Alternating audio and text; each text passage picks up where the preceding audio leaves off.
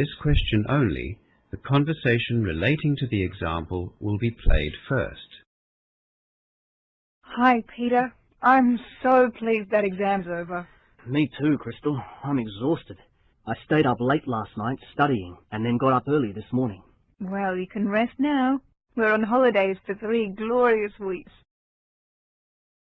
Peter said he stayed up late studying last night, so C is the correct answer. Now we shall begin. You should answer the questions as you listen, because you will not hear the recording a second time. Now listen carefully and answer questions 1 to 5. Hi, Peter. I'm so pleased that exam's over. Me too, Crystal. I'm exhausted. I stayed up late last night studying and then got up early this morning. Well, you can rest now. We're on holidays for 3 glorious weeks. That is a nice thought. Unfortunately, though, I'm broke. And if I'm going to have enough money to get through next semester, I'll have to get a job over the holidays. Yes, I've been thinking the same thing myself. As much as I'd like to go home to see my family, I think I'll have to get a job as well.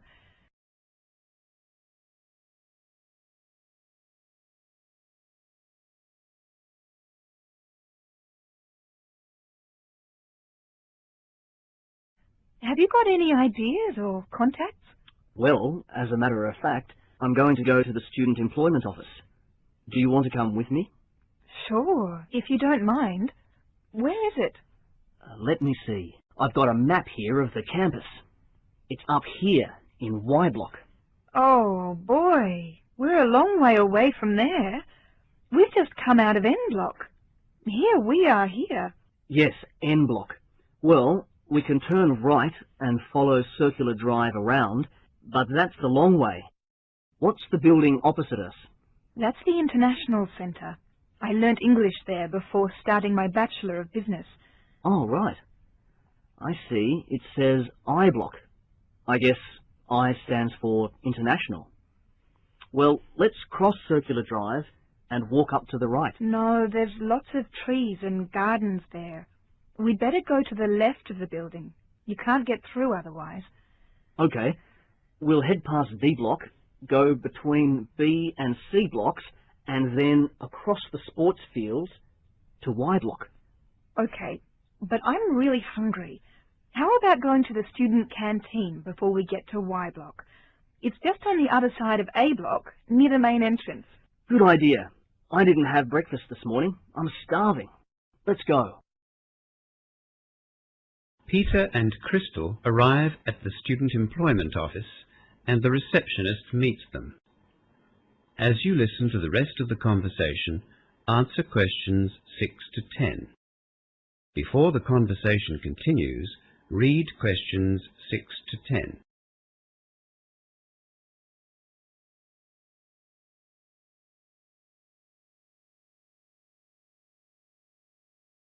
Good morning. Can I help you? Good morning. Yes. We'd both like to find some vacation work. Right. For this vacation period? Yes. Mm-hmm. Have you registered with us? No. Oh, you have left it a bit late.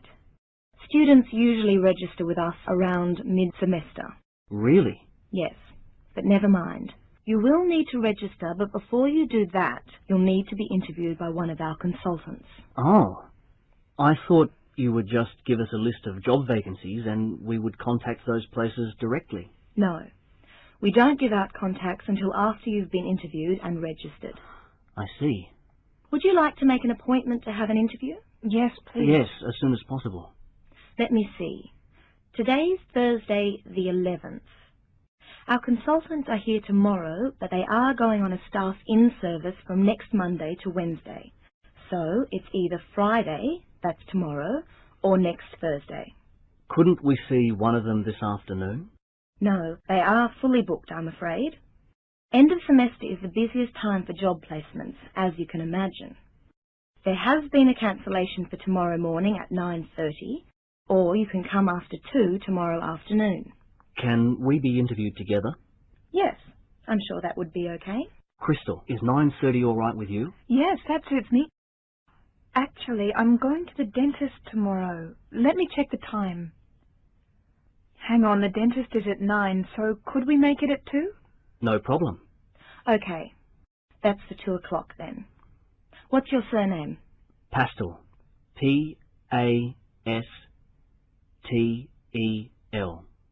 Peter's my first name. Thanks. And yours? My surname's Lou, L-U, and my first name's Crystal. That's C-R-Y-S-T-A-L. Right. A contact phone number, please. My mobile is 0412 987 35. Thank you. And I'll need your student number as well, so I can access your files. Mine is B for business, 723466. And mine is B, for business as well, I690011. That's BI690011 for you, Peter. And No, that's mine. Wrong way round. Oops. it's BI690011 for Crystal and B723466 for Peter. I'll just put an arrow next to your names to show what I've done wrong. Right then. See you both. Bye. Thanks a lot. That is the end of section 1. You now have half a minute to check your answers.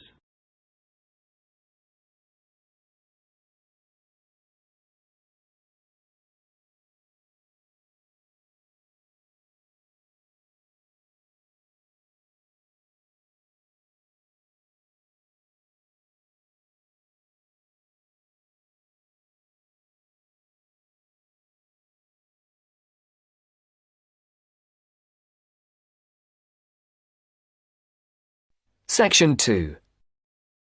You are going to hear a news broadcast about proposed developments in a local area and about a local college. First, look at questions 11 to 14.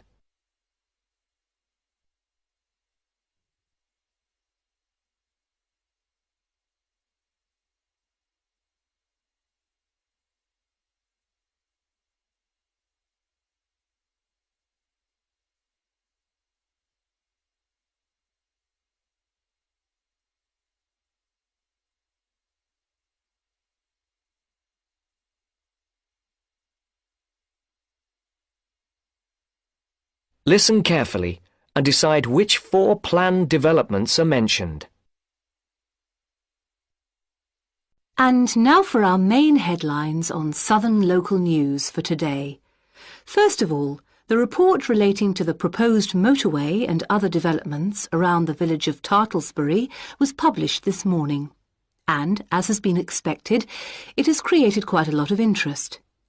The new motorway will pass along the north side of the village, crossing the River Team less than half a kilometre from the well-known beauty spot, Streve Ford, to the northeast of the village. The motorway will cut the village off from the ford, where many children play. But that is not the end of it. There are also plans to build 1,000 houses on farmland west of the village. And on top of that, there are proposals to build an industrial estate for new technology companies on the site of the old steelworks on the edge of the village. A news centre with a swimming pool and a very wide range of sports facilities and a large supermarket with other shops are also planned next to the housing estate. Before the broadcast continues, look at questions 15 to 20.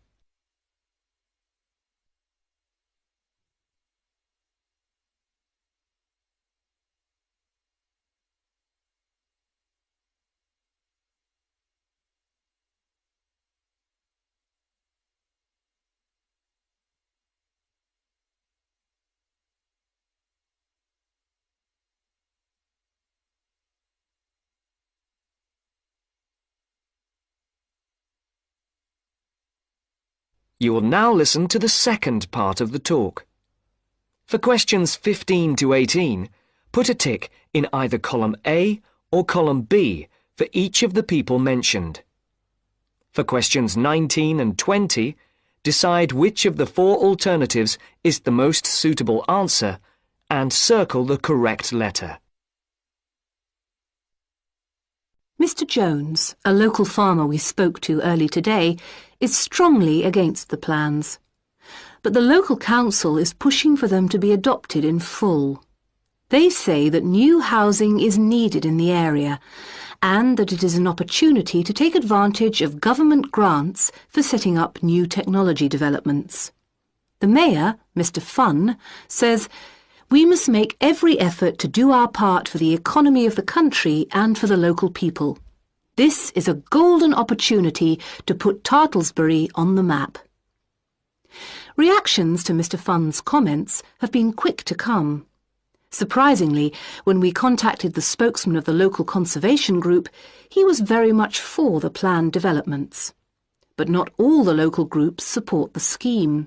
And, unlike the Mayor, the local MP, Mrs. Wright, is very much against the planned developments. Mr. Khan, a local shopkeeper, had this to say: "People are absolutely horrified at what is being proposed here. This is just a chance for some people to make money quickly. But I can assure you that if they think that local people are going to be a walkover, they have another think coming. Of course, we welcome the jobs that the new technology park will bring, but we feel that the large increase in housing and the proposed motorway will destroy the character of the area." I think this is a debate that is going to run on for quite some time, and we here on Local News will keep you informed. And now for something quite different. This year's exam results have just come out, and there are a lot of happy faces out there.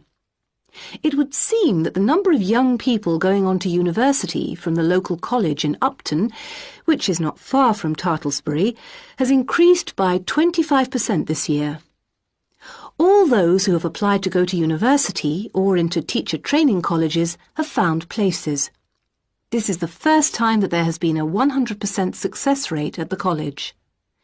We spoke earlier to the principal of the college, who said she was very proud of all those who had achieved their aims, and she wished them every success in the future.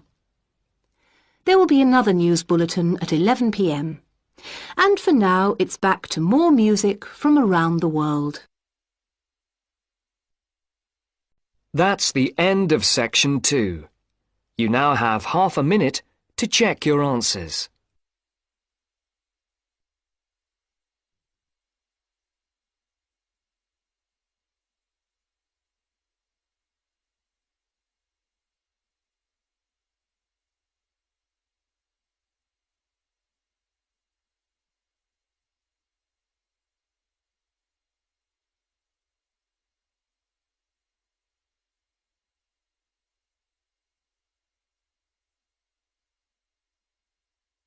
Now turn to section 3.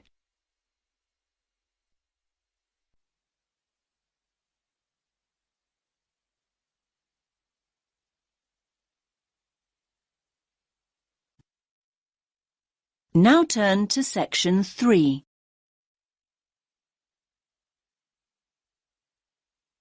You will hear 2 students talking about reading.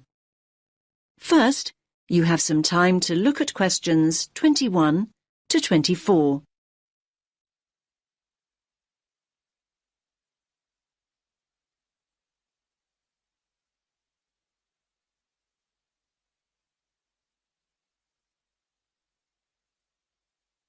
Questions 21 to 24.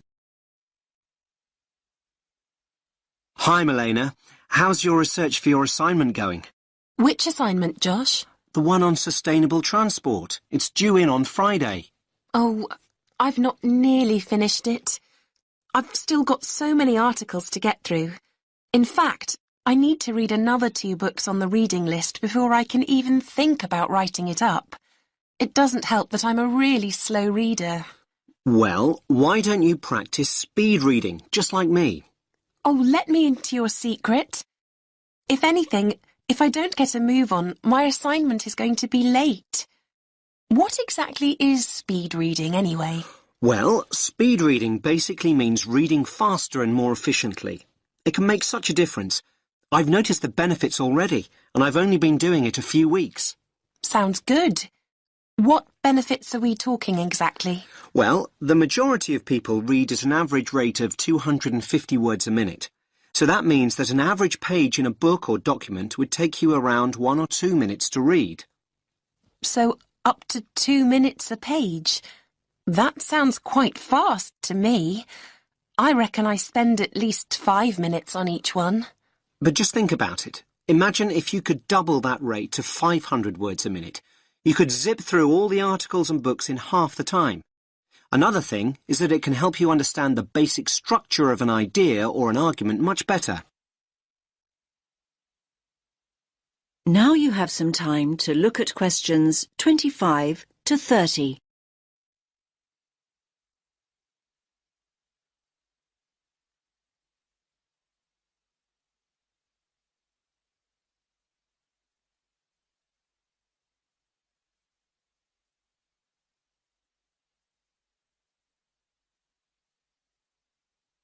Now listen to the next part of the conversation and answer questions 25 to 30.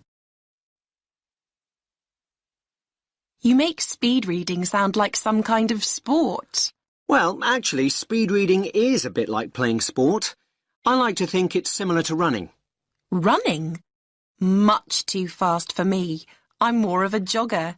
You're not selling it to me very well. Okay, but just think about what it takes to be a fast runner. You can learn the techniques, but to get really good at it and build up your speed, you really need to practice. But athletes train for hours every day. That's true, but your reading speed can improve if you practice a few basic techniques. The first thing to do is to actually find out how fast you're reading at the moment. So, time my current reading speed. But I read so slowly, it will be really depressing to find out just how slow I am. Believe me, timing yourself is a really good idea and it's so easy to do. There are lots of online speed reading tests. You just enter the words reading speed test into Google and loads will come up. You could also do a reading comprehension test and see how well you understand what you're reading. I don't know. But remember to read at your normal speed and time yourself on a few different pages. The average of your times should indicate your average reading speed. What do I do next? Well, the next thing to do, and this is really important, is to get rid of distractions. I used to think that music in the background while I was reading was a good thing, but it wasn't for me. I found I increased my speed by working without any noise whatsoever. I usually read in the library, but there always seem to be people talking around me. Well, try using earplugs to block out all the distractions. Another important thing is to set yourself targets. Basically, if you know what your goal is, you're more likely to achieve it. My goal? Well, that's easy. I need to find out about the problems of accessible transport in Africa and then think about some solutions. I know what I need to do, but I keep skipping back to a sentence I've just read. And at other times, I go back a few pages just to make sure that I've read something right. I know what you mean. Actually, a lot of people do that when they read. They reread material when they don't actually need to. It's called regression, and it's important to get out of the habit of doing it. You can reduce the number of times your eyes skip back by running your finger or a pencil along each line you read. Your eyes will follow the tip of your finger, and this helps you avoid skipping back. Why not give it a try? Yes, I think I'll give it a go. But I suppose the first thing to do is find out what my reading speed is. What a thought! That is the end of section 3. You now have half a minute to check your answers.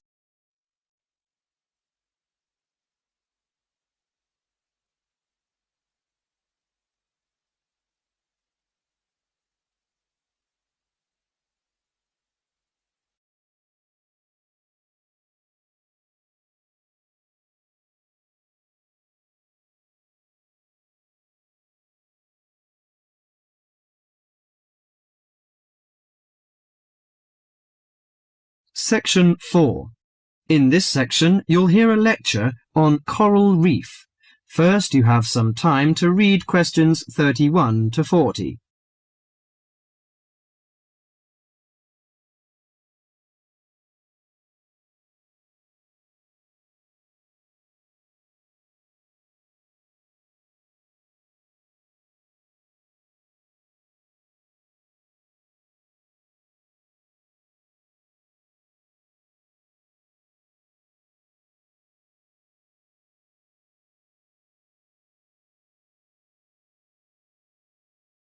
Now listen carefully to the lecture and answer questions 31 to 40. Do you fancy diving in the wonderful world of coral reefs, green sponges, colourful fish and red crabs? It is a rich garden beneath the waves. But how much do you know about the corals? Are they animals or plants? What are the threats to coral reefs? Today, Mr. Tim Harford, Executive Director of the Coral Reef Alliance, is going to introduce the facts about coral reefs. Good afternoon, everyone. Coral reefs are one of nature's most magnificent creations. It is filled with thousands of unique and valuable plants and animals. Over 1/4 of all marine species depend on healthy coral reefs. Humans also depend on coral reefs. These marine ecosystems are the primary source of food and income for millions of people, a vast repository of valuable chemical compounds and medicines, and a natural wave barrier that protect beaches and coastlines from waves and storms. Coral is actually the exoskeletons of coral polyps. Made from limestone, these skeletons build up over time, forming the reef. New corals are born each April.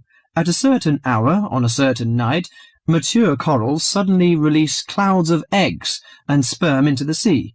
After the fertilized eggs take root on the seafloor, they can grow up to 15 centimeters per year. Coral reefs are present in the waters of over 100 countries. These are warm, 18 to 29 degrees centigrade, shallow, sunny regions primarily between the tropics of Cancer and Capricorn. Only clear, warm salt water can support a coral reef. And because sunlight is crucial to the reef's survival, the water must also be shallow.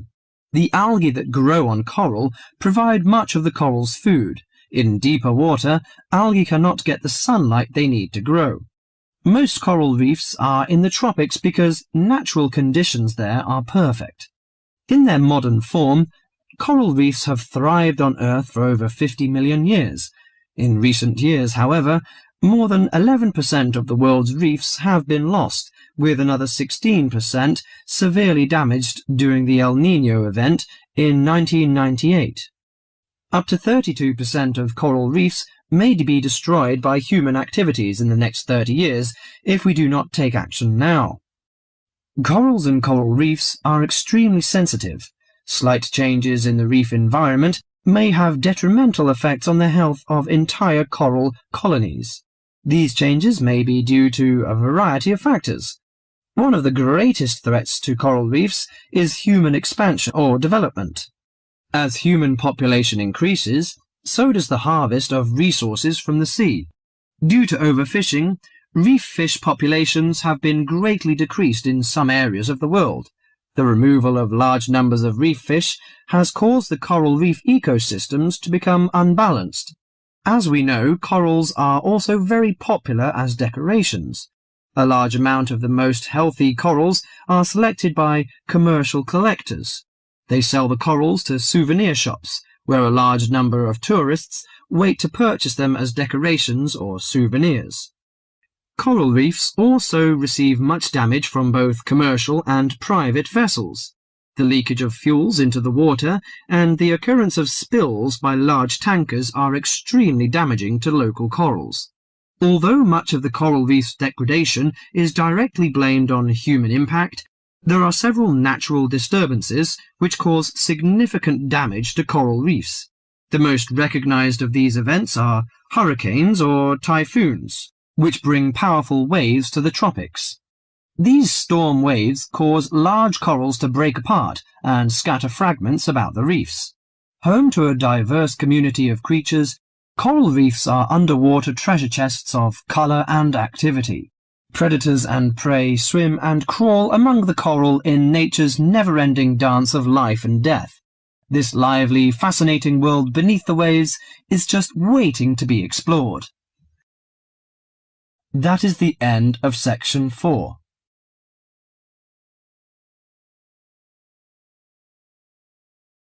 You now have half a minute to check your answer.